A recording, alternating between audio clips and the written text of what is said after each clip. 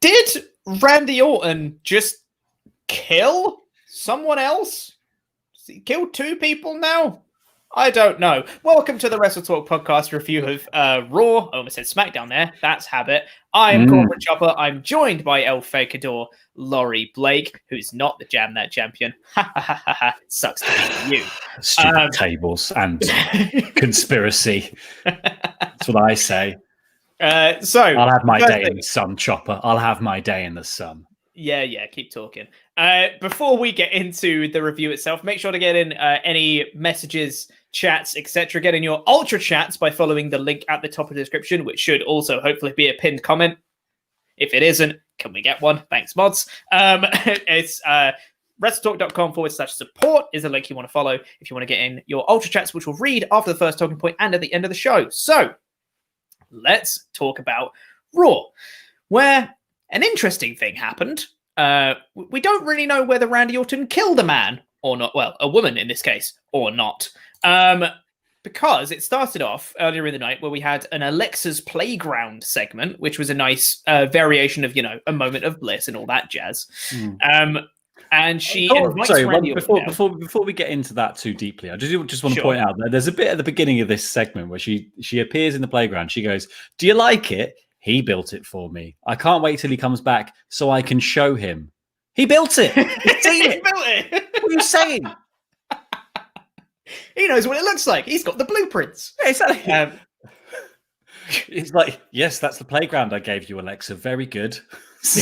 Yeah, in fairness, that's exactly what the infantilized version of Alexa would do. That's what kids do. Look at this thing that you got me. Yes, I know. I got it for you. I picked it. Yeah. But anyway, she invites Randy Orton down to the ring, but he doesn't come out. After a few attempts of that, it cuts to the Titantron. It's a Firefly Funhouse segment. I was like, oh, is Bray just going to be back in the Funhouse? No, it's Randy Orton. He comes out in the Funhouse instead.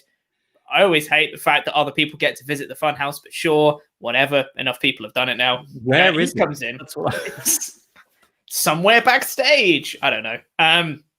Yes. But he comes in and he just starts beating up all the dolls. He just kicks Huskus in the face, all the while cutting a promo on Alexa and the Fiend. Rips off Ramblin' Rabbit's head and, throws Mercy the Buzzard into Abby the Witch and all that jazz. And then Alexa starts breaking down and just being like, "Can't do this. Stop hurting all my friends." And she invites him. She says, "I want to challenge you in the ring later tonight." And I was like, does she mean a match? We're going to have Alexa Bliss versus Randy Orton later on tonight. Sure. But it came to the main event segment, as it were, where we had Alexa coming down. She brings out Randy Orton. And immediately I saw that Alexa had a microphone on. I was like, oh, no, she's not wrestling. Never mind. But she came out. It'd be really hard to call spots for that on, wouldn't it? It'd be like being John Cena in regular times. Yeah, exactly. Yeah, we get to experience it just like we used to back in the day. But Alexa goes out the ring, grabs a present that's out there, unwraps the present, and it's gasoline and matches. And she takes the gasoline and the matches, she hands them to Randy, places them at her feet, and she says, "I want you to burn me like you burned him." And she lies down in the ring and waits. And after he doesn't do it, she grabs the gasoline and pours some around her in a little spot and even draws a line up to Randy and then sits in it and nothing's happening and Randy's not doing it. She gets up again and says, "Why aren't you burning me? Come on, Randy, do your thing." And then essentially she just calls Randy a little bitch. She just goes, as we all know in WWE land, the word bitch, the ultimate insult, as it were. Mm-hmm. So of course, it's Randy then has the C word of WWE. Exactly, that's what it is. Yeah, you're just a little bitch. No. So Randy then says back, and he says that, "Do you really think that I wouldn't do it? I'm sick. I'm twisted. I'm Randy Orton. I'm a snake." All the things that he normally says. And as he's going to do it, the lights then cut out after Alexa takes the gasoline and pours it over her head, which was a cool visual, I'll say. But then the lights begin to cut out as if the Fiend's coming out. And in the darkness, we just see a lit match and Randy Orton holding it. And the commentator's going, "No, Randy, Don't do it. Don't kill yet another person. And then the show ends. Show just ended with that shot. Tune into Raw Talk with Charlie Caruso and R-Truth, where no towering inferno in the background. Inferno in the background. No one's there. The ring's all clear. We're not even going to talk about that. We're going to talk about Angel Garza instead.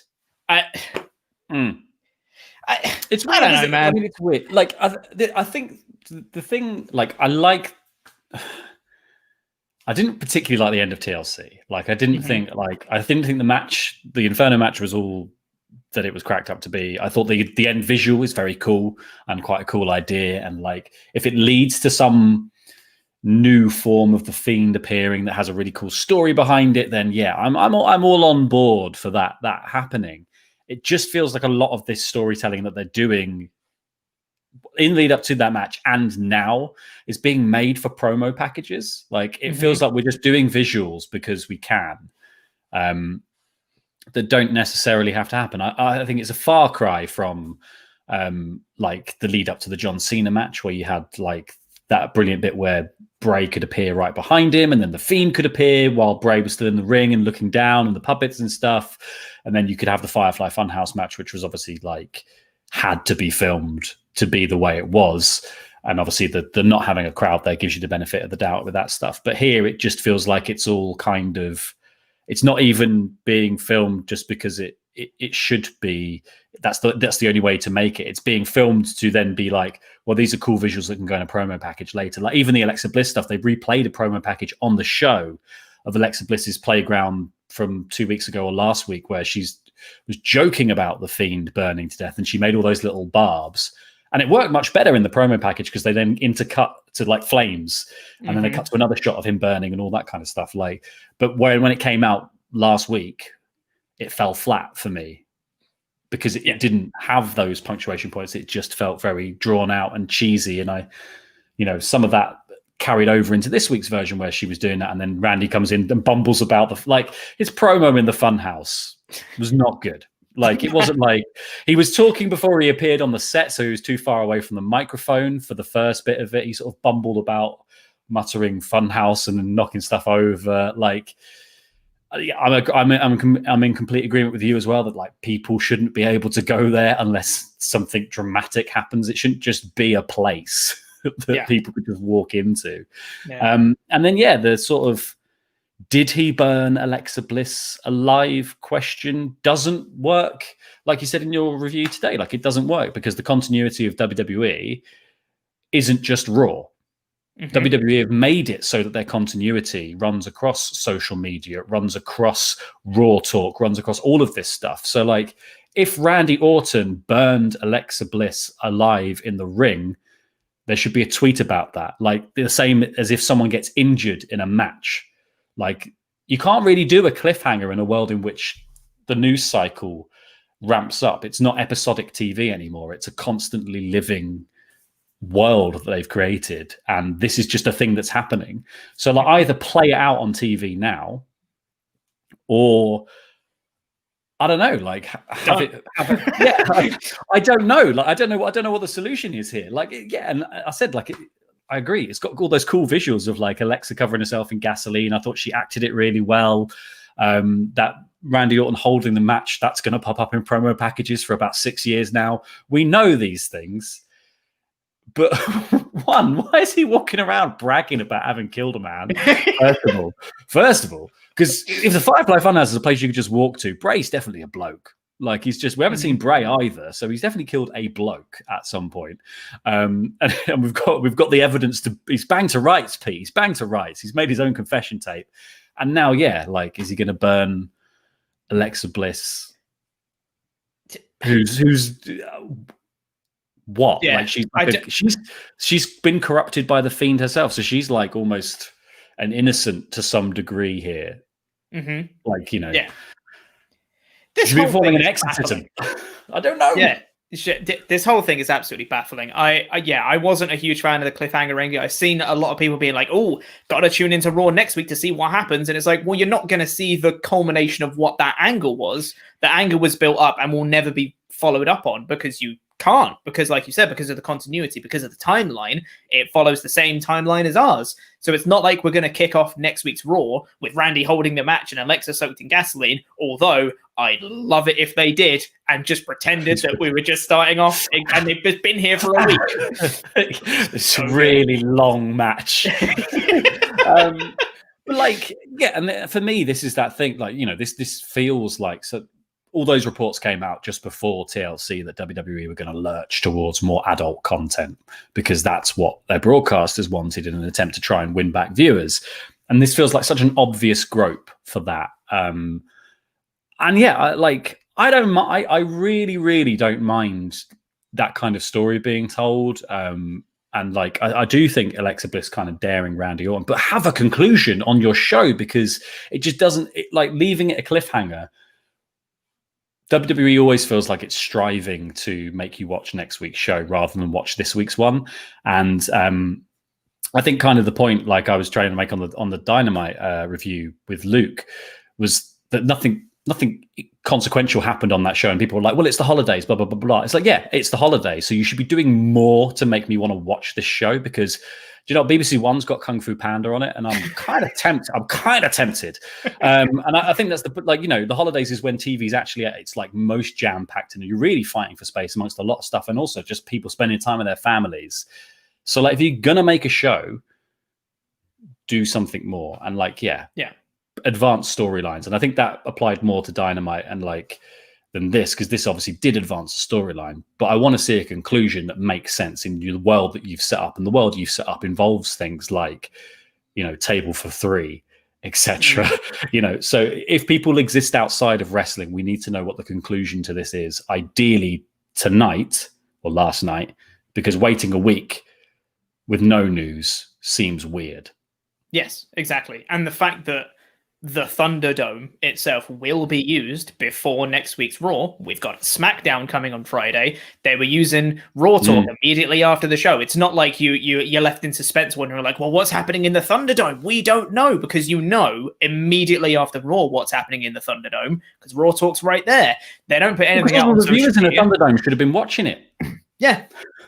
God, this makes no sense. Anyway. We can go around in circles around this for ages, but basically it was a bit dumb. It was well acted, like you said, from Alexa. The visuals were kind of cool, but there's no substance. There's no payoff to the story. It's all well and good having the build up be great, but not having a payoff at all. Not even a bad payoff, just not having a payoff completely undermines the work you did in building the story to that point. So I thought it was kind of underwhelming. I don't know if Bray's going to come back next week. There was a hint that Alexa said that the Fiend would come back next week on Legends Night, which is next week. To attack Hulk Hogan, from the sounds of it, or to just hang out with him. Do you think Randy's going to do it? Is he going to burn Alexa? Or has he already done it? Yeah. Well, he hasn't already done it. I'm fairly certain that he hasn't already done it. But I think he'll try. He'll actively he'll throw a match or something. There'll be an act of him actively attempting to do it, and he'll fail. Like, and the Fiend catches it. Yeah, like that. Yeah, the Fiend will catch it midair, or he'll go to burn Alexa, and the Fiend walks out where Alexa was. Something like that, where it will be like, "Oh, it didn't burn Alexa. The Fiend's back." Something like that. Do you think the Alexa shaped bundle of rags wasn't ready in time for Raw? Exactly. Yeah, they had to delay it in time. They were like, "Okay, go ahead and burn her, Randy. Drop the match." He's like, but we haven't got the stuff. We haven't got. Do it next week. Just do it. End the show. Just do the thing next week. And we got the bundles. Man. They're going to recreate the exact same segment, aren't they? Anyway, let's get into your Ultra Chats to see what you thought about the show. We got one here from James Dobinson that says, thought Alexa was fantastic, but that sudden ending didn't work for me. You can't do cliffhangers in WWE. Randy and Alexa would need to stand in the ring for a week for it to carry on where it left off next week. What are we supposed to think happened? Yeah, that's exactly what we were saying. Yes, agree with you 100% on that one. Blind Raw said, Candle Wreath Orton, yep, is really getting into the candle side of the festive season, huh? Very good. Very good. Lighting everything up. Chestnuts roasting on an open fire, or in this case, at a burning body. Give a take. Alexa's roasting on an open fire. Yeah. I saw someone say Alexa Crisp in the comments earlier. That's good. That's that. a good one. Alexa Crisp. I'll use that in the review next week. Matthew Robinson said, do you think that Randy invading the Funhouse is better than when Seth did it, or should no one be able to do it? No one should be able to do it. Yeah. It didn't make sense for either of them to do that, I'd say. I didn't like it when, who else did it? Braun did it, I think. He was like he was going around backstage trying to find the Funhouse, I think was what Braun was doing, which is just weird. It's like some secret room that he's locked off in every stadium that they were traveling around to. It doesn't make any sense. Whatever. Yeah, it should be just left up to the imagination that it's a metaphysical place that can only be exactly. You have to be in a mind. It's a mind palace that, you know, because otherwise it's a room with people actually operating puppets in it, and with people filming it for Bray. Yes, which makes the fantasy fall apart. In the same way that, you know, kind of having a show directly after Raw in which they talk about what happened on Raw like it's a sports program makes the fantasy of Alexa Bliss being burned alive fall apart. Mm-hmm. Yeah, totally, 100%. Got another one here from Jonathan Hedman, who says, easy answer, Raw talk in a different location. Acknowledge that you're trying to find out, and if we don't, tune into WWE.com for updates. That would fix one part of it, totally. If you have Raw talk in another location, I would say it would still, depending how they did it on Raw talk, because I could totally see them tuning into Raw talk and being like, wow, what a Raw. Am I right, guys? What a crazy episode. This is going to be a great episode of Raw Talk. Instead, like you said, if they have to actively acknowledge you, be like, we don't know what just happened, everyone. Sit tight, please. I'm sorry. We're going to try and find out information. That could work. I still feel like it would be a bit weird. I think people would be expecting news to come on that Raw Talk. And if it didn't, they'd feel a bit, I don't know, cheated out of something, of a payoff. But yeah. But it's, I mean, this is where that kind of weird smushing of kayfabe and shoot comes in now. Yeah. That we're now behind the curtain, but not all the way behind the curtain. And like most TV shows have a talk show that follows them, like Walking Dead had Talking Dead or whatever, you know, where they discuss that week's episode for an hour. That is a very normal TV trope that people understand. But WWE does it as if it's the characters from the TV show. It's like if Talking Dead had the zombies turn up. Yes. And start chatting. Like, instead, it's the cast and the crew and other people discussing their love for the TV show. And I think that's probably the way to take something like a Raw Talk, because then it doesn't impinge on your ability to tell the stories that you're trying to tell in the wrestling.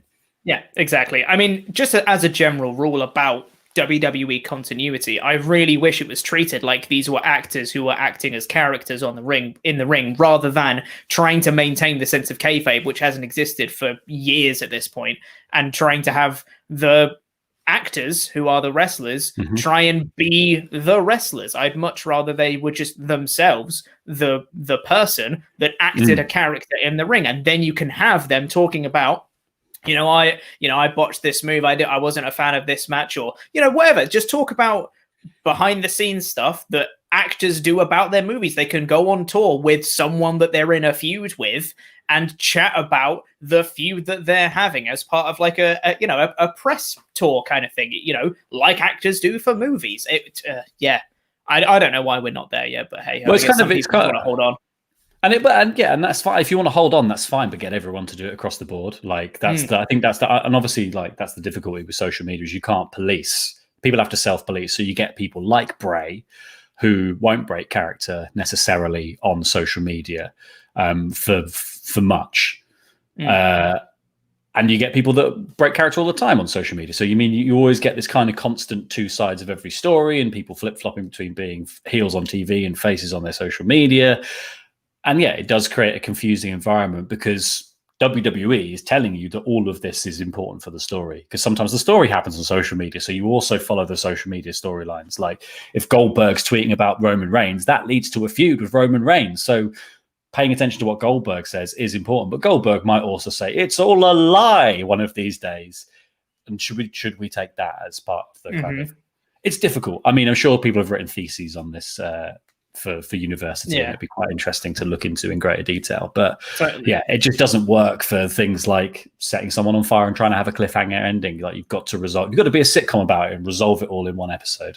Exactly, yeah. I will say it's just a quick comment I've seen in the chat from Fight Game Russ that says, that sounds lame. I prefer the characters who wouldn't have those good promos like Miz or Heyman then. You would if you put them on your TV show, is all I'll say. Just let them do those promos, those really good promos that they've done on Talking Smack and Raw Talk and all the great stuff that they do, and actually have your characters be great characters on TV.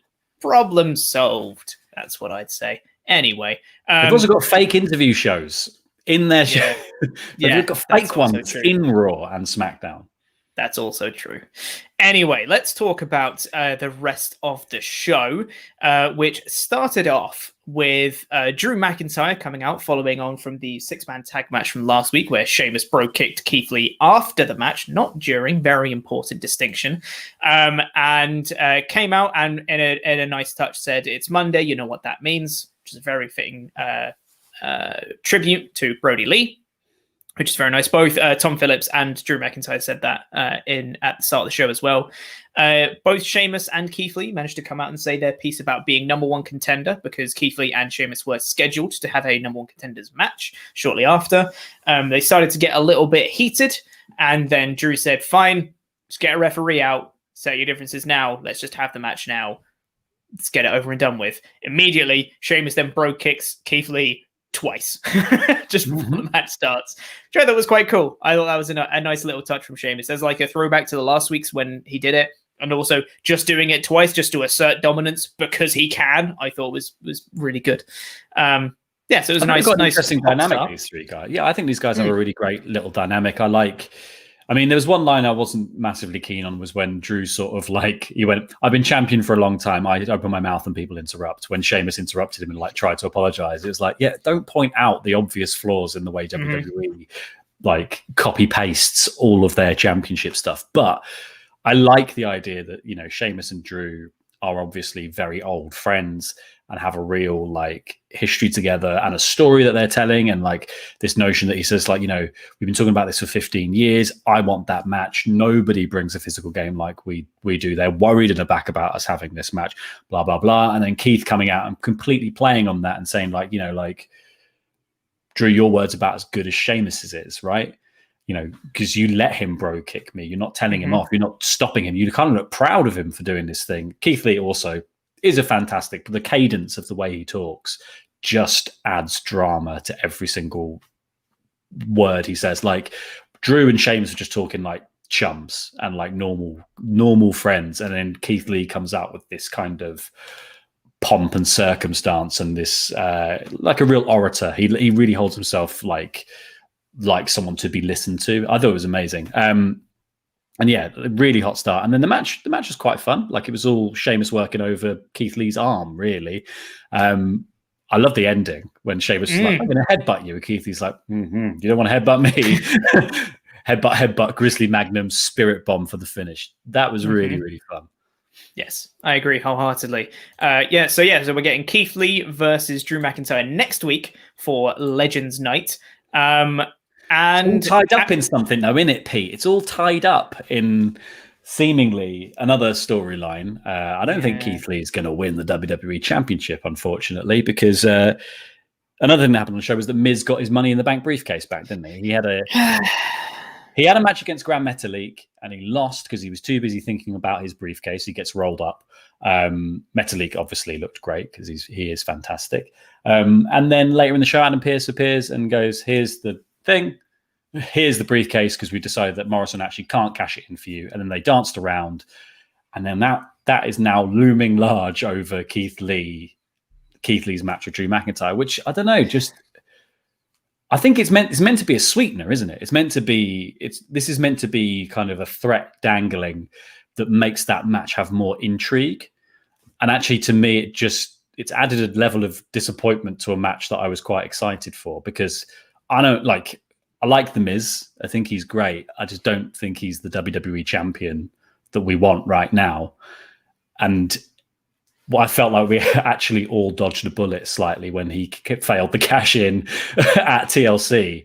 I feel like we sort of swept a lot of stuff out the way, ready for another year of doing it this year, where we might get a better go of the Money in the Bank briefcase on the men's side of things. So yeah, it's a bit of a shame that that's kind of come back around.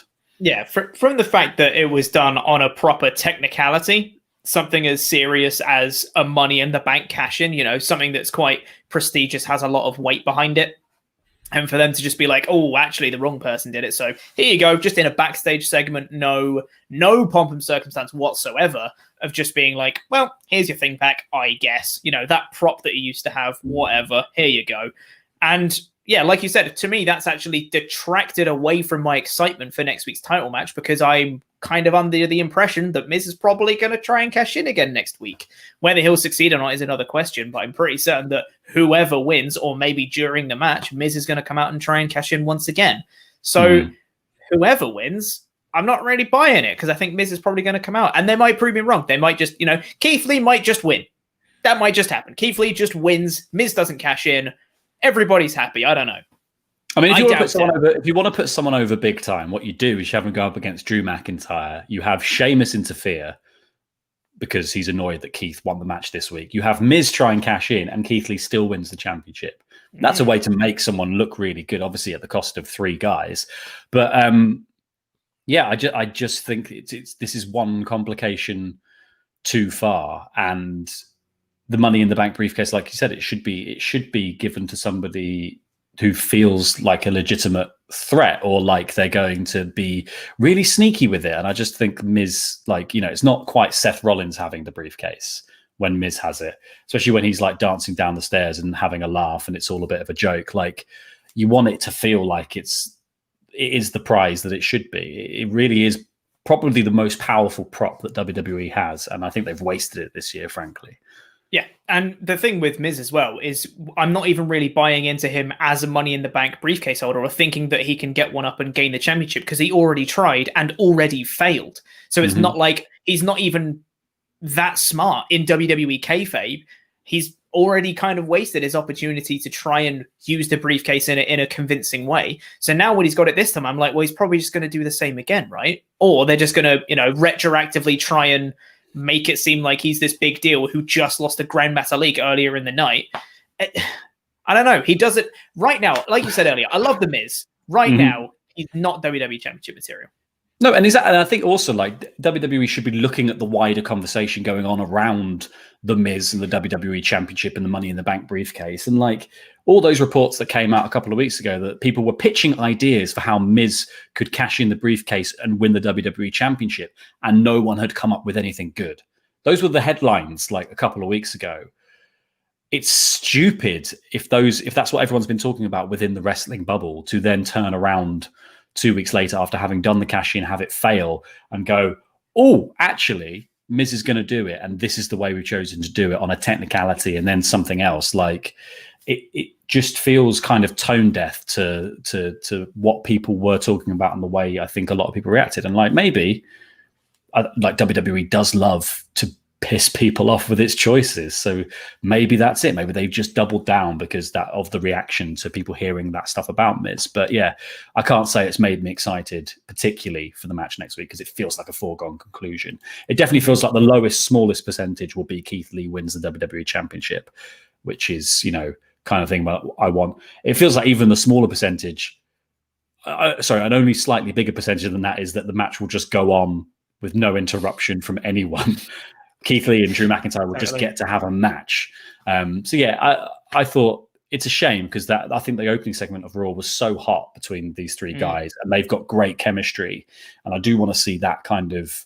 I don't mind if the match falls apart next week because of Sheamus, and that leads to a triple threat, because that's a really fun triple threat, and you get that kind of push me pull you of where will Drew side during the match when they inevitably. It falls into a 2-on-1 kind of pattern. Is he going to resist the temptation to work with Sheamus to beat up Keith Lee for as long as possible? And then it finally does. And Keith Lee's like, I was right all along. You are just working with Sheamus. You are just happy that you're kind of locking me out of the WWE Championship picture. There's lots to do in that. It just doesn't involve Miz in a briefcase. Exactly. Yeah. Everything was so much less complicated when Miz didn't have the briefcase. But yes, elsewhere on the show, we had a couple of backstage segments with Elias and Jackson Riker. They got interrupted by AJ Styles and Omos, who said he wanted to listen to Mozart. And he couldn't, because Elias was playing his guitar. So then AJ Styles and Elias had a match. I mean, as in-ring Elias matches go, I thought this was pretty good. You know, I've not seen a lot of Elias's in-ring work before. It's not been that impressive. I thought he looked good in this match. It was some solid stuff. It just didn't work for me because it was a weird heel versus heel dynamic. I don't know who I'm supposed to be rooting for. No one really worked heel or face in this match. They were both just kind of there. And they got a lot of time as well in this match. Way more time than I would have given it personally. And AJ then just won clean with a phenomenal forearm. And then that was that. So I was like, well, why did any of this happen? Are they engaging in a feud? Is one of them turning face? What's happening? Are they just building up to Riker versus Omos? Like that felt like that might be more what they're trying to set up here, is that kind of like it's the muscle that will eventually face off against each other rather than Elias AJ. I think AJ managed to drag a pretty good match out of Elias. Like I don't think Elias is slow, and that ring style doesn't really suit me. Like I liked his little old school Meteora setup that he did. That was quite good. AJ, I think, is a great storyteller and a great seller and just adds drama to his matches. Like he is one of the best in the world at the moment still. So yeah, like I always like watching AJ matches, but yeah, I'm not my breath isn't being taken away by AJ's current run on Raw. Like I think Ollie and Luke were saying before, we sort of jumped into the TLC match. Like AJ he's kind of a joke character at the moment, which is a shame because I think, you know, him and Omos could be very high on the card as a very serious act because of Omos as an enforcer character is so imposing. You really could tell this story of like, and AJ's so gifted in the ring in the first place. Like he's got all of the cards and they're instead having him be like, he was listening to Mozart. How silly. It's a shame, but AJ, you still get to see AJ matches. So, you know, can't complain too hard because I do really like AJ Styles. Exactly. And at least he gets to wrestle properly as well. That's a good thing about AJ. That whole match was pretty confusing. But then after that, we got Ricochet versus Mustafa Ali in the continued story of they beat up Ricochet until he joins Retribution. I know we've spoken about Retribution in 2020 on this podcast way too much, but I do just want to point out I laughed because I hadn't heard it in quite some time when Mustafa Ali was making his entrance and the commentator said, "Here you can see accompanied by T-Bar, Mace, Reckoning, and Slapjack." I laughed because I hadn't heard those names in a little bit. And that's why they that's why they also want Ricochet in their team, because he can also be used as a verb. I think that's I think a lot of people, I've seen a lot of people being kind of down on this on Twitter as like a waste of Ricochet, because obviously he keeps losing and he spent most of 2020 losing. And yeah, there's also that argument of like, why does Retribution want him so badly? He's had a terrible 2020, this guy. Like he's lost everything and he keeps losing to all of them. So like, why do they need to sign him up? And like, I think the argument to be made isn't that they're wasting Ricochet with this, because actually they're using 5 people to put over Ricochet currently. And like Ricochet, I think looked good in this match. Very good, especially at that point where he took out all of them with all the tornado DDTs and stuff on the outside. And then, yeah, sure, he took too long trying to get back to Mustafa Ali after doing that, and that gave Mustafa Ali the opening to win the match. That's all fine. That all tells a perfectly good babyface versus a lot of heels story. It's Retribution they're wasting in this scenario because they're using 5 guys to try to recruit one loser who spent 2020 losing all the time and floating around in the mid-card doing absolutely nothing. And Retribution came in with the lofty goal of tearing down the entire thing from the inside while having jobs or whatever it was, the story was. But like they had a really lofty goal coming into WWE this year. And immediately they've become just a recruitment driver. Like, yes. you know what I mean? Like they should be, what's their actual goal here? Like, why are they wasting their time trying to get Ricochet? Like, yeah. It's weird because I think that's where the wasting is happening here. Like Ricochet is actually looking really good in this feud, and I'm interested in it because Mustafa Ali and Ricochet are both incredibly gifted in the ring. And also, I think Ricochet versus T-Bar will be an amazing match because Dijak is awesome. Like, there's a lot of good stuff. To be fair, like, I mean, this is how bad it is. Slapjack. What was his original name? I can't even remember. Shane Thorne. Shane Thorne. That was it. I've forgotten because Slapjack's so bad. But like Shane Thorne versus Ricochet could be a really good match when given time. There's potential in this storyline. It's just wasting Retribution because they should have just been over pushed at the beginning. They should have been given the really big, like, especially when the gimmick's so goofy in the first place. They should have been given a lot to try and just get it over as hard as possible. And instead, they've just immediately gone to a mid-card act. Yeah, it's such a shame. Also, there was one bit in this match where Ricochet looked like he was going to win. And then Mace dragged Mustafa Ali out of the ring. DQ. How is that not a DQ? Like, I think WWE's logic is that it's not attacking the other member of the team, right? That's the line. Is like causing them physical harm, right? Is the line of the DQ. A DQ to me is you're interfering in a singles match. You are actively affecting the result. If that isn't a DQ, if Mace pulling Ali out of the ring isn't a DQ, why doesn't he always, every single time, break up every single pin that is on Ali? If he's next to the ropes, why doesn't he grab his leg and put it on the ropes? You've got four people, put one each side. Yeah. Exactly. You just never get pinned unless it's dead center in the ring and they can't reach you from the outside. But it makes no sense. Well, also because it doesn't like it. If the logic is that it's because Mace is in Retribution and Ali is the leader of Retribution, that, you know, so they're friends. So if he touches Ali, that's not cause for a DQ. But then that discounts things like heel turns and as if all the referees are precognitives and they can they know the intent behind every move that everyone does. So that's a friendly pull out of the ring and not I'm going to pull you out and beat you up. So I'm not going to chuck it out. I'm not going to chuck it out. They're friends. We've decided they're friends. If Mace pulled Ricochet out the ring instead of Ali, that would have been a DQ. Yeah, but probably, because he pulled Ali, not a DQ. Exactly. I think that's the line they're drawing here. It's because they're friends. It's fine. Which makes no sense. As we've seen from Kevin in the chat, you're fighting a battle that you're already lost.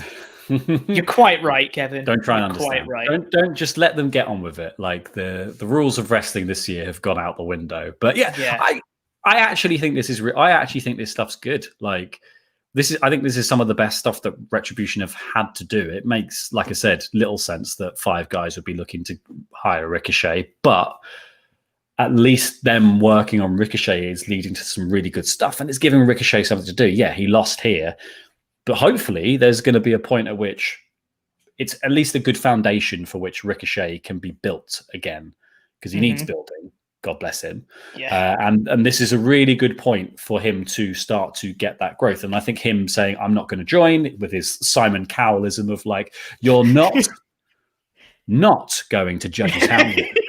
Like that build here gave him plenty of opportunity to and him hitting a recall and running off. It gives a good foundation for a really good little Mustafa Ali Ricochet feud. But also hopefully a chance for Ricochet to get a win in the books and be built from there. Because, I think like a lot of people were saying on Twitter, like, how could you mess up Ricochet? He's a superhero. He's so easy to get over with kids. Like, he can do everything. Like, it's unbelievable that they've managed to make nothing of him this year. And this could be the way to do it. Yeah, exactly. One thing we did miss earlier, apologies, I skipped forward in my notes, was Dana Brooke with Mandy Rose faced Shayna Baszler. Shayna beat him up. There was one bit where I genuinely thought that Dana Brooke was going to win. There was a bit where Shayna was attacking Mandy on the outside, I think. Dana Brooke came back in, hit this twisting neck breaker, and I was like, no way is Dana Brooke going to beat Shayna right now. And I bought the near fall, bought it, hook, line, and sinker. But then Shayna came back, beat up Mandy Rose, beat up Dana Brooke, and then beat up Mandy Rose again. And then just a tool. Give me more of that. For you. Kira Fuda for you. Yeah. Yeah. Give me more of dominant Shayna, please. Love that. Please take us back to Shayna Baszler coming into the Elimination Chamber. Shayna Baszler is the Baszler that we need. Like, never mind her. Like even. I don't understand where her gumption's gone. Like, like she came in with this, I'm going to win the championship, didn't win the championship. And then suddenly, like, all of the impetus drained out of her for her entire WWE run.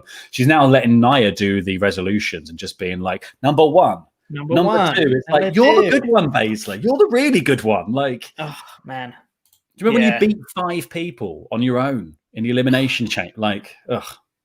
Stupid WWE. What a waste. Anywho, so then later on we had Nia Jax and Shayna backstage. They both look like they're entering the Women's Royal Rumble because they have to, because they don't have enough women for that. So all of them have to. Yeah.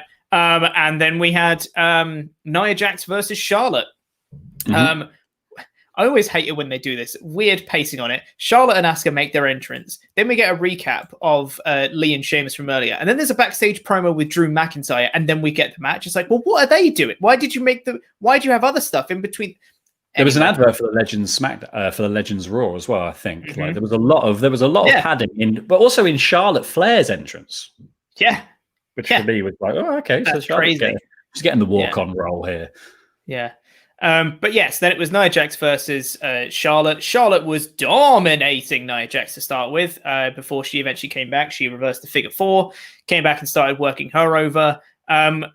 Commentary said after she did that reversal, they said, there's a reason she's called the Irresistible Force. Do you want to tell me what it is? Because I don't know what you think irresistible means, but sure. After that, match went on for a while with Jax working over Flair. Everyone on the outside got physical and got involved. And then Shayna locks in a Kirifuda clutch on Charlotte as she's locking in the figure 4 on Nia. DQ. Hey. It's a DQ finish. I don't know why Nia Jax can't lose here.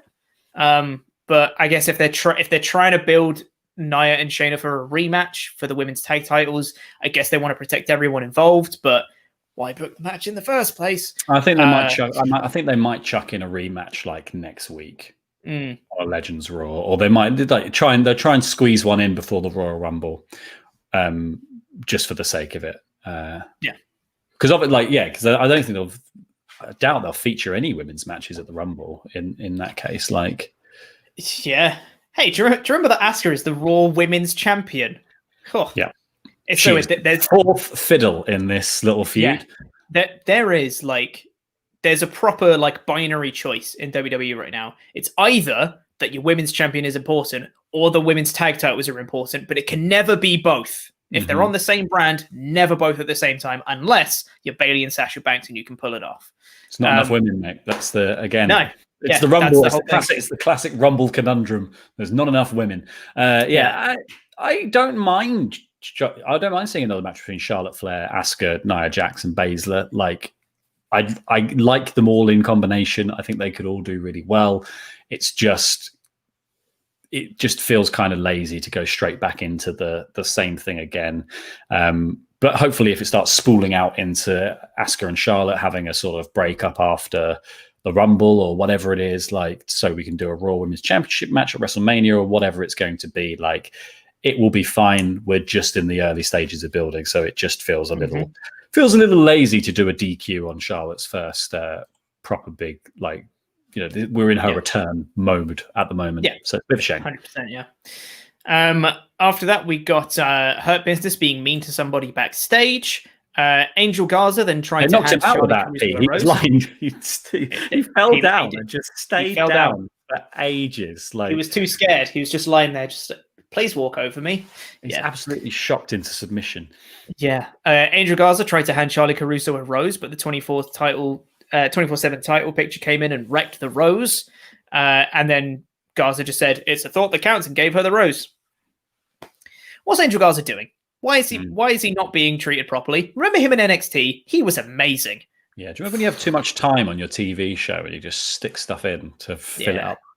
Yeah. Just put in another advert, I would have said. Yeah, exactly. Put another ad break in. Why not? Put another video package. I don't care. Then we had a promo in gorilla position with Jeff Hardy, Riddle, and the New Day. They were coming up with names for their foursome, and Riddle had a couple of goofy ones like Positively Hard Bros. It could have been really goofy. I found it quite funny. I thought it rode that line quite well, and I thought it was quite endearing and funny. I think it helped with the fact that Woods and Kingston were there because they're very funny and bounced off it quite naturalistically. So yeah, I thought it was okay. And then they all made their entrance and had a 8-man tag match against the Hurt Business. I enjoyed them saying also that they can't wait till they see they want to get their titles back so they can have that sort of trio picture with Big E where they tentatively touch tips. That was good. Very nice. Great fun. I also enjoyed the New Day lads doing doing Hardy's entrance for ages. More and more, like getting more and more Team Extreme as it went on. That was really fun. And also this match was great. This was a really fun main event with all four guys. Like Kofi gets this amazing hot tag in the middle of it, and then Xavier gets a tag off that and comes in and does like all these crazy moves and does a sort of slingshot in the ropes, and Hardy dives off the top, and then Xavier hits a big clothesline that was called out as a big Harper clothesline. It was the discus clothesline, and then Hardy hits a swanton bomb into the ring, and Lashley is already there. Like that was the only point of the match I was like, this is the only like miscue for me, was that they did all this crazy run of stuff, and Hardy hits the swanton bomb. It's like it's just about to finish, and Lashley, rather than being too late for his cue, was way too early for his cue. So like Hardy hadn't even hooked the leg yet, and Lashley was breaking up the pin, and it was like, that would have been a brilliant close two, with Lashley just running it at that last moment. And then that's when it did that. There was a couple of really big like breakdowns, everyone hitting all their moves, and I think this was the best one where like everyone came in and Shelton Benjamin hits this like step up high knee in the ropes, turns around into a twist of fate, but Alexander runs back into the ring and tags in Lashley, who just walks up behind Hardy and locks in the Hurt Lock, and that's the end of it. This was really good. The really fun main event had the least build of anything on the show. Literally had the build of the foursome discussed what name they wanted to call their team, and the New Day, and the Hurt Business scared a guy. But I enjoyed the match much more than it made more sense to me and was more enjoyable than a lot of the other stuff on this show, which did have some good wrestling, but I think ultimately suffered a little bit from seasonal sort of wind down mode, which is a shame. Because like I said, I think if you're doing a holiday episode, Kung Fu Panda's on TV, you've got to try and hold my interest for 3 hours, because I do just want to watch the pandas. Absolutely, yeah. Who doesn't? I also quite liked a little bit in this match where Woods did the discus clothesline, Brodie Lee's discus clothesline, which I thought was a nice little touch. There were a couple of other references to him throughout the show as well, which was very well done. I thought very tasteful. And yeah, I'm quite a big fan of the fact that Lashley tapped out Hardy, who was just, feuding for the Intercontinental Championships. Quite a big win for Lashley, as it were. Riddle then got a little sneak attack, a little final flash knee at the very end, which seems to start off their United States title picture that has been supposedly going for Royal Rumble, but might happen a bit sooner. Which I'm for. I think that could be a really fun feud. I think both of those are pretty gifted in the ring, so it could be a very good match if it's done properly. So Lashley announced himself for the Royal Rumble as well. He did, and they had a spot in the match in which it took all four members of the other team in order to knock Lashley over the top rope. So it seems to me, like with the win under Lashley's belt as well, that they are building him to be a big part of the Rumble. Yes, that's what I would infer from that, which I think is cool. Like I could really see a Bobby Lashley kind of drop the belt to Riddle and end up on a collision course with Drew McIntyre. That would be very interesting to me. I would really like that. Their match was really good. And now you have the addition of the Hurt Business getting in. Like, because at the time it was only MVP, I think, and Lana got involved in the match and it was a bit weird. But now you've gotten rid of the whole Lana stuff. You just have the whole Hurt Business dynamic too. I think it could be a really, really good match. But I don't know if I'd want to see him win the Rumble. Maybe I would. I don't know. I think I will. What's hot, and I think the Hurt Business have been one of the breakout acts of this year, and they really are money on television. I think they're fantastic. They that this one match proved that they're between the foursome. There is some really great chemistry between. You've just got a mix of styles here. You've got that kind of like the wily character of MVP, who's just cunning, but also is going to wind people up by getting out of the ring and laying down next to you when there's a count out happening. You've got Cedric's quickness. You've got Shelton, who has like can almost match Cedric, I think, in terms of that, but also just has this strength and power and agility. And then you've got Lashley, who is just a muscle. Like I think they're a perfect combination of guys, and having the other lot around him as to become WWE champion is a direction I don't think WWE may be considering right now, but could be one of the better choices to make. I think if you're going to make Drew McIntyre drop the belt, I really do think like Bobby Lashley WWE champion with the Hurt Business could produce some really, really interesting main event storylines for the next 6 months. Mm-hmm. Absolutely, I'm with you. And maybe if he drops the US title, maybe MVP can pick it up, and then you have all four of them holding the gold. That could be that's just if you want to talk about visuals going in promo video packages. Those four holding up all the titles is definitely going to be one of those. Mm-hmm. But yeah, after that we got Miz getting his Money in the Bank contract back that we've already spoken about, and then it was the Alexa Bliss, Randy Orton stuff to end the show. So overall, I thought this was. I thought it was a good show. I thought it was solid. It built on a couple of stories. Nothing was overly amazing, I didn't think, but nothing was overly terrible either. Everything was just kind of in that middle bracket of like bad to good. And that was it. Nothing was outstanding. Some stuff was pretty good, like the match we just spoke about, the 8-man tag match. But yeah, nothing I don't think was ever truly like, other end of the spectrum. So by Raw's standards, that's better than it has been. So good. 3 out of 4, I guess. Yeah. I'd say, to me, enjoyable. It was an enjoyable show that it didn't make me desperate to watch next week's. And I think that's always the kind of telling thing about TV is, especially wrestling, is like, am I desperate to watch next week's show from what happened this week? Not necessarily. Like I'm looking forward to, like, I think they actually undid some hard work they've already done with the Keith Lee and Drew McIntyre stuff by giving Miz the briefcase right at the end. That maybe could have been a revelation that we saved for next week if that's what we wanted to do. Like, make it a surprise that Miz gets the briefcase back just before the match, and then suddenly here's this threat. Like, instead, it just makes me feel like that's a foregone conclusion. I think the thing they tried really hard to get people to watch next week using Randy and Alexa to be like, did he kill Alexa Bliss?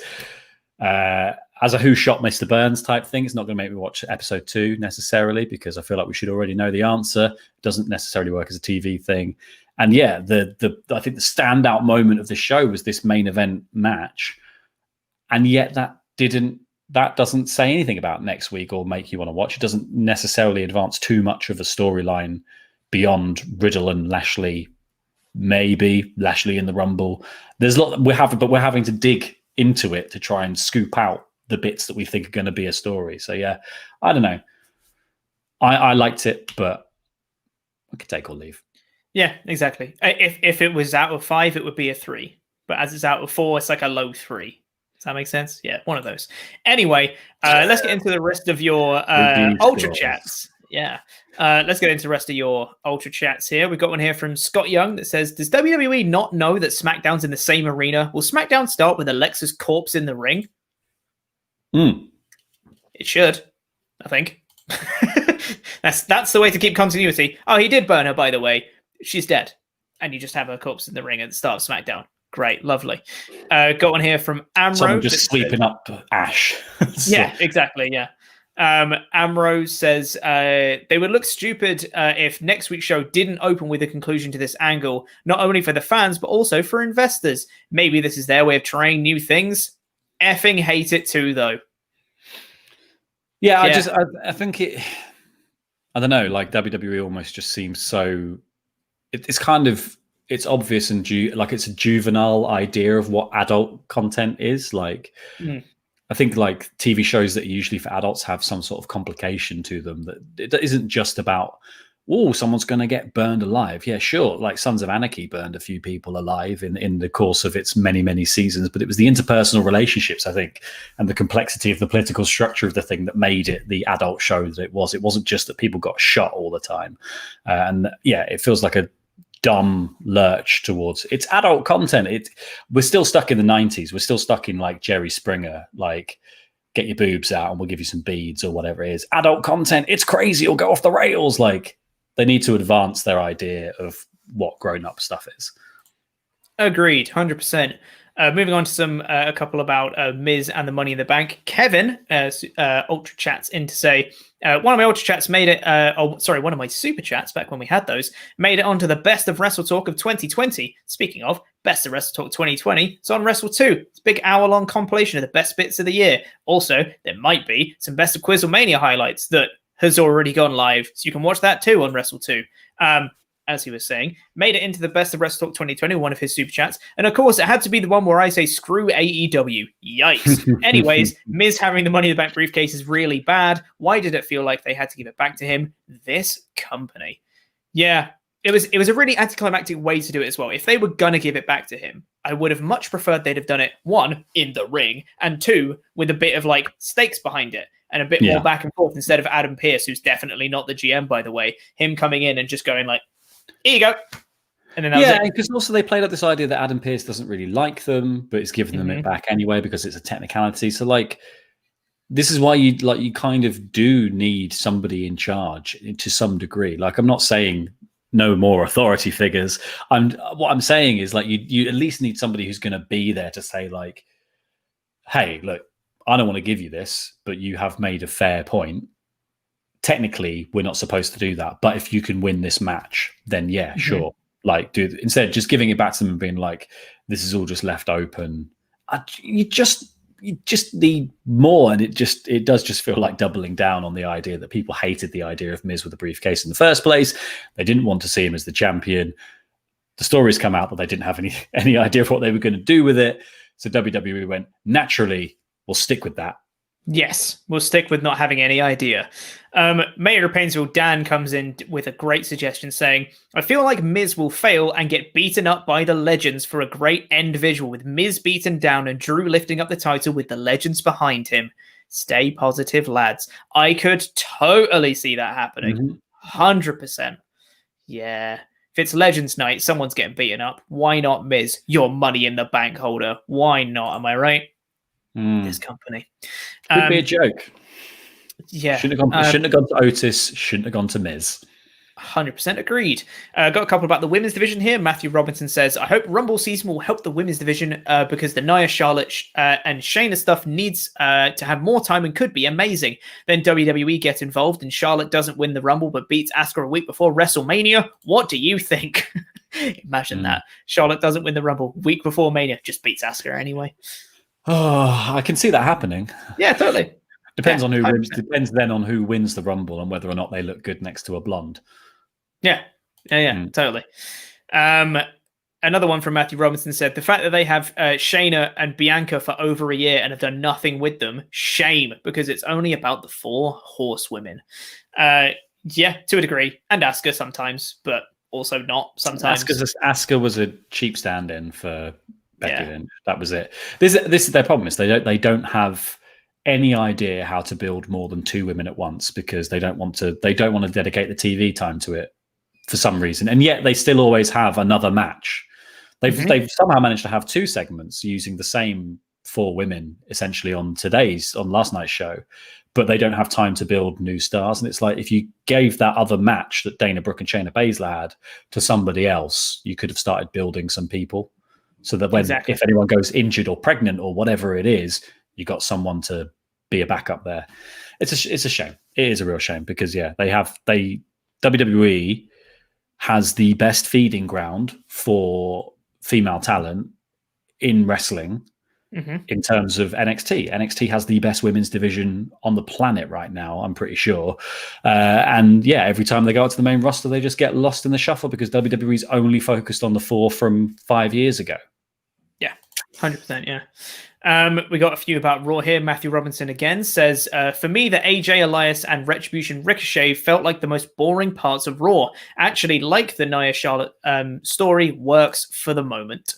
Yeah, I mean, I wasn't too into the AJ Elias stuff. I liked parts of the Retribution Ricochet stuff, but I actually wasn't that into the Nia Charlotte stuff either. So, there were some other bits that I much rather would watch, like the main event 8-man tag. Jonathan Barfield says, shout out to Bobby Lashley, who seems to be the only person outside of the Marvel Cinematic Universe to figure out time travel. He said he'll win next year's Rumble to go on and compete at this year's WrestleMania. By God, Bob's is a genius. Yes, I didn't even notice that. That's amazing. Thank you for that one, Jonathan Barfield. Shardul Shankar says, Ricochet will be called Pew Pew in Retribution. Please don't. Oh, I like it. I'm into it. I'm not. Matthew Robinson. But also, if Ricochet joins Retribution and gets to keep his name, can't we just go back to? Can't all the other guys just change their names? I mean, Mustafa Ali is still Mustafa Ali, so he gets to keep his name. Well, he's actually Mustafa Ali now, isn't he? Rather than they've changed the pronunciation slightly. Yeah, I bet they have. Matthew Robinson says, I think I solved the Raw problem. Have longer commercials so that 3 hours has less TV time so that the stories don't feel like they're pushing to fill time. Then USA Network makes more money for WWE, and we get a slimmer show and everyone wins. Just make it 2 hours.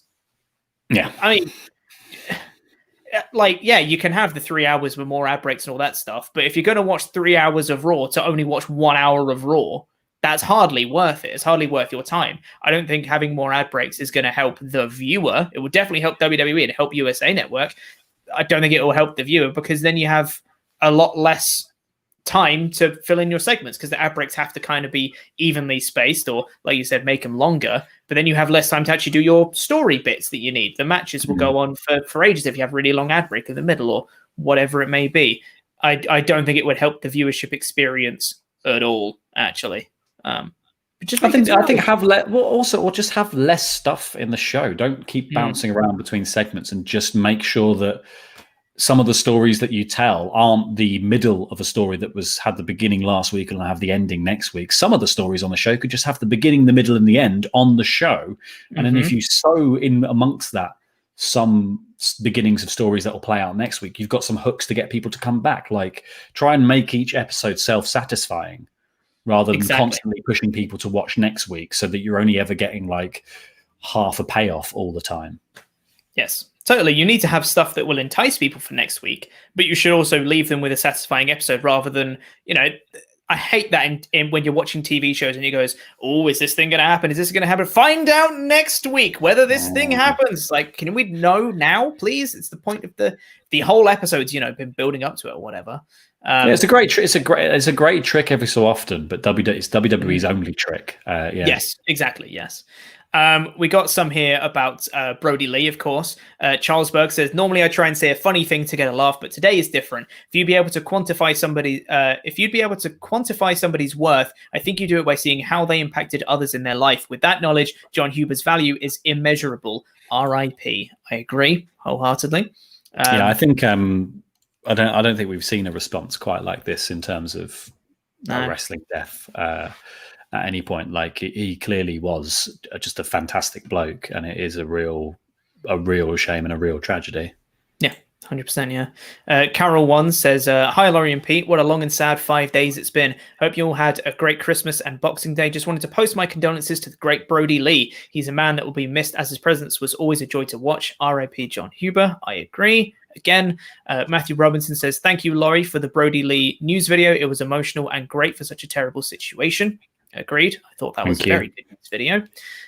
Brett J. Rasmussen says, "I absolutely love Xavier Woods bringing up Brodie Lee and honoring him on Raw Talk. And I love that the opening line from Drew was, 'It's Monday, you know what that means.' It shows how much Brodie meant to the WWE roster."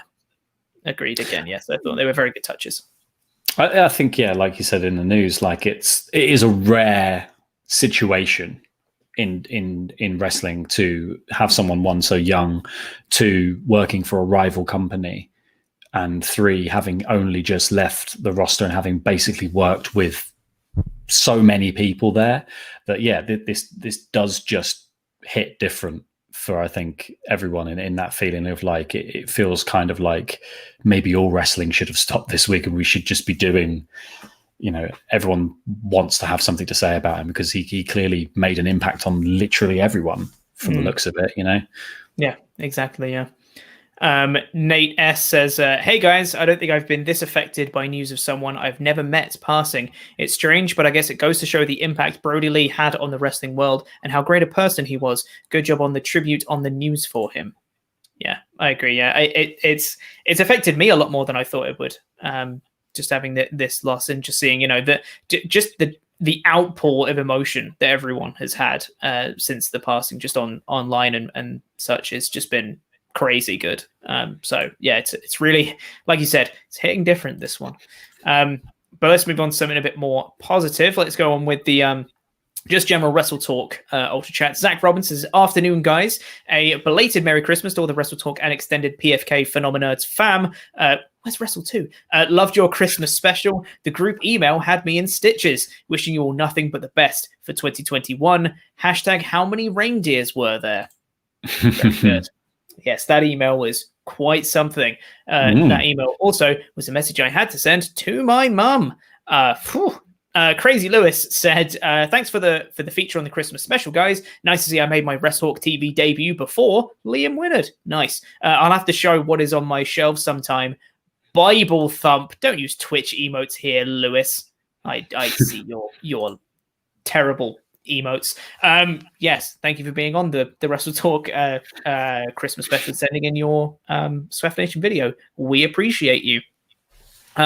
Just No Yes said, just want to say thank you for giving great content during Christmas. Really helped me out during celebrating alone. Take care and thank you again. P.S. Laurie should have won. Laurie should have won what? I don't know. I was robbed. Laurie should have won. Sure. Matthew Robinson said... Whatever it was a conspiracy. Yeah, of course, yeah.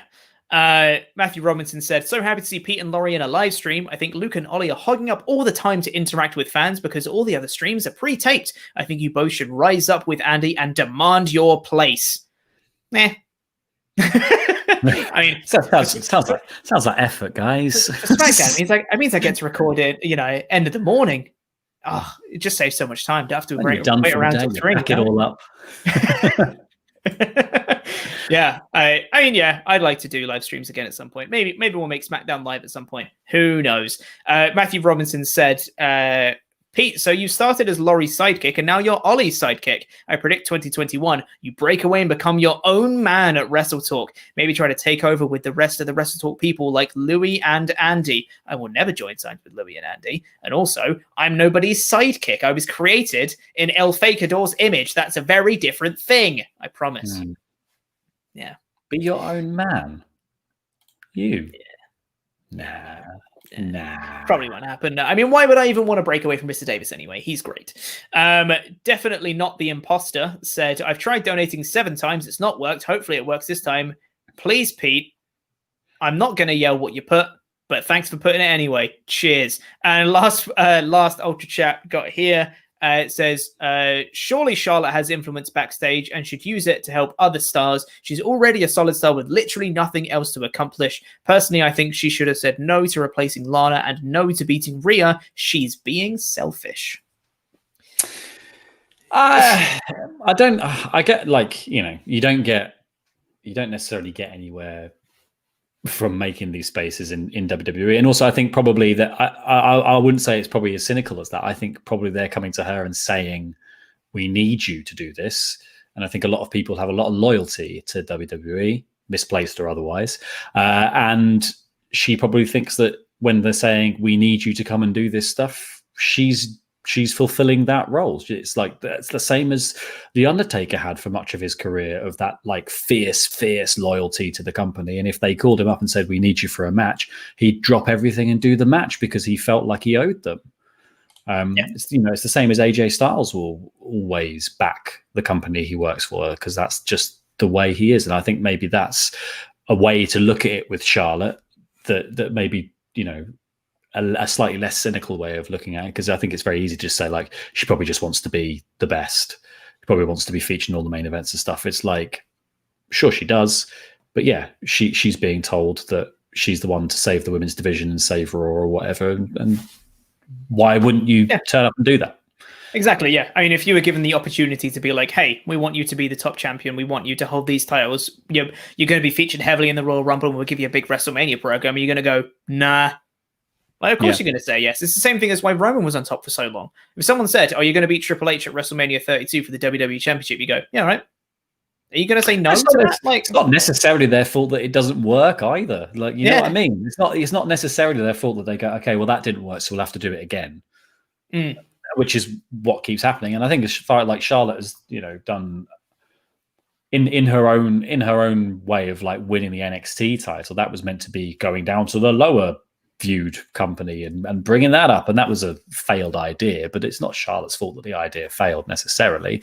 It's just she was just trying to do her bit, and that was kind of her giving back. Yeah, I would like to see her kind of put someone over maybe a bit more. Like I think a Rhea Ripley rematch on some point could be the way to do that. I'd really like to see that. But look how long it took John Cena to put over Bray Wyatt. Let's put it that way.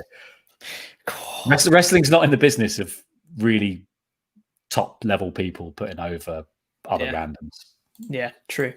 Well, that is going to be it for this episode of the WrestleTalk podcast. Thank you very much for joining me, Larry, and thank you all the chatters for coming out and chatting with us. We appreciate you all. We'll be back on Thursday. It's going to be me and someone doing the AEW review. Probably Luke, we think. We don't know. Probably Luke. We'll be back on Thursday with that. We're back on Saturday with the SmackDown review, and then we're getting into 2021, and we're back to normal with everyone back doing what they should be doing, etc. So yes, thank you very much for coming out. If you're watching this on catch up, please press the videos that have just appeared on screen to catch up with more awesome WrestleTalk stuff, and the button in the middle that make you become a pledge hammer on Patreon. I have been Corporate Chopper. I've been joined by El Fakador, Laurie Blake, and that was Raw.